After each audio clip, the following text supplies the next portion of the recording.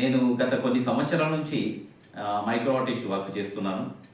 అయితే ప్రతి సంవత్సరం శివరాత్రి సందర్భంగా శివుని యొక్క రూపాన్ని వివిధ పద్ధతుల్లో డిఫరెంట్లో ఉండాలంటూ ఆ విధంగా నేను చేస్తుంటాను. అయితే ఈ సంవత్సరం నేను గుండు పిన్నుపై శివయ్య, అలాగే శివయ్య ప్రక్కన నందీశ్వరుడు, ఈ రెండింటిని కలిపి ఈ గుండు పిన్నుపై తయారు చేశాను. అయితే పోయిన సంవత్సరం నేను బియ్యం గింజలో శివయ్యను తయారు చేశాను. ఈ సంవత్సరం ఇది చేశాను. నిజంగా ఈ సంవత్సరం మన కుంభమేళ తర్వాత ఈ శివరాత్రి రావడం నిజంగా మన అదృష్టంగా నేను భావిస్తున్నాను.